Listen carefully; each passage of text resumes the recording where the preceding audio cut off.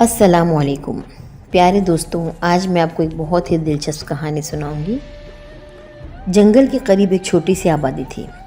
اسی بستی کے ایک گھر میں امانت خان اپنے بستر پر پڑا تھا۔ وہ کروٹیں بدل رہا تھا۔ وہ ایک محنتی لکڑہارا تھا، قریبی جنگل سے لکڑیاں کاٹ کر فروخت کرتا اور اپنی گزر بسر کرتا تھا۔ آج اس نے سورج نکلنے سے بہت پہلے جنگل جانے کا فیصلہ کر لیا۔ اس نے کلہاڑا اٹھایا اور اپنے گدھے کو ساتھ لیا اور چاند کی روشنی میں چلتا ہوا جلد ہی جنگل پہنچ گیا۔ ایک گھنے درخت کے نیچے جا کر وہ رک گیا۔ اسے درخت کے تنے میں کوئی چیز دکھائی دی۔ پہلے تو وہ گھبرایا کہ شاید یہ کوئی جنگلی جانور ہے، مگر کوئی حرکت نہ ہونے کی وجہ سے وہ سوچ میں پڑ گیا۔ اس نے ایک پتھر اٹھا کر اسے زور سے مارا۔ ٹک کی آواز سنائی دی۔ امانت خان کو یقین ہو گیا کہ یہ کوئی جانور نہیں ہے۔ اس نے قریب جا کر اسے اٹھا لیا۔ وہ ایک چھوٹی سی خوبصورتی صندوقچی تھی۔ اسے کھول کر دیکھا تو وہ حیران رہ گیا۔ صندوقچی سونے کے زیورات، ہیروں اور اشرفیوں سے بھری ہوئی تھی۔ بستی کے سب لوگ غریب تھے۔ امانت خان سمجھ گیا کہ یہ صندوقچی گاؤں کے کسی شخص کی نہیں ہو سکتی۔ اس نے صندوقچی ایک طرف رکھ دی اور خود لکڑیاں کاٹنے میں مصروف ہو گیا۔ وہ ایک ایماندار شخص تھا۔ اسے رہ کر یہ خیال ستا رہا تھا کہ وہ اصل مالک تک یہ صندوقچی کیسے پہنچائے گا۔ ادھر بادشاہ کے دربار میں خلبلی مچی ہوئی تھی اور یہ خبر جنگل کی آگ کی طرح پھیل چکی تھی کہ شہزادی کی ایک قیمتی صندوقچی کہیں گم ہو گئی ہے۔ جنگل میں صندوقچی چھپانے کا یہ کام صادق خان اور اس کے ساتھیوں کا تھا۔ صادق خان پر بادشاہ بہت اعتماد کرتا تھا، مگر یہ لالچی قسم کا شخص تھا۔ اس وقت جب بادشاہ کا قافلہ دوسرے شہر جاتے ہوئے جنگل سے گزر رہا تھا تو اس نے ہوشیاری سے وہ صندوقچی چرا کر درخت کے کھوکھلے تنے میں چھپا دی۔ صادق خان کے ساتھی جب اگلے دن وہاں پہنچے تو اس کے پاؤں کے تلے سے زمین نکل گئی۔ صندوقچی اپنی جگہ پر موجود نہیں تھی۔ انہوں نے آ کر صادق خان کو اطلاع دی۔ یہ سنتے ہی وہ غصے سے پاگل ہو گیا۔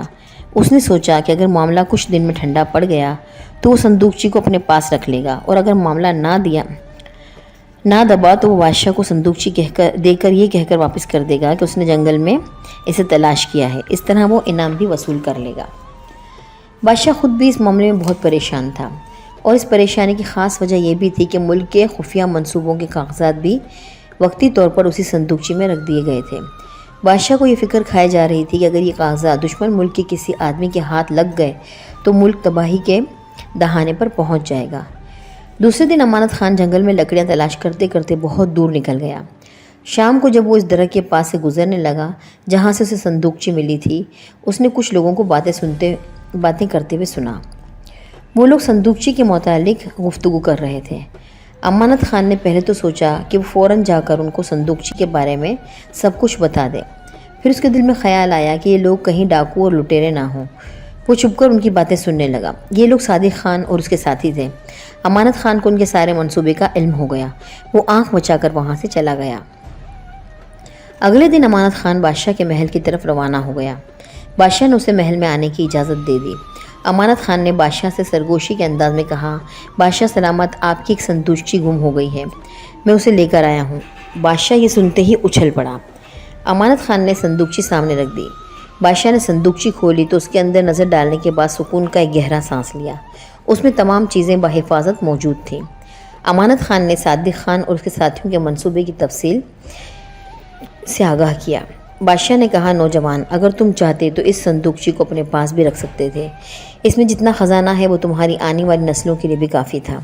امانت خان نے جواب دیا، حضور، میں نے ہمیشہ اپنے ہاتھ کی محنت کر کے کھایا ہے۔ اگر میں اس امانت میں خیانت کرتا تو خدا کو کیا جواب دیتا؟ شاباش نوجوان، بادشاہ نے خوش ہو کر کہا۔ اگلی صبح جب لوگ بادشاہ کے دربار میں آئے تو یہ دیکھ کر حیران رہ گئے کہ صادق خان اور اس کے ساتھی بیڑیوں میں جکڑے ہوئے ہیں اور ایک اجنبی بادشاہ کے ساتھ تخت پر بیٹھا ہے۔ بادشاہ نے اپنے قریب بیٹھے ہوئے اجنبی کی طرف اشارہ کرتے ہوئے کہا، یہ امانت خان ہے، اور پھر ساری بات لوگوں کو بتائی اور امانت خان کو ڈھیر سارا انعام دے کر رخصت کیا۔ پیارے دوستوں، اس کہانی سے ہمیں یہ سبق ملتا ہے کہ کبھی بھی کسی کی امانت میں خیانت نہیں کرنی چاہیے۔ اگر ہمیں کوئی چیز مل بھی جائے تو اسے اصلی مالک کو ڈھونڈ کر اس تک پہنچانا چاہیے۔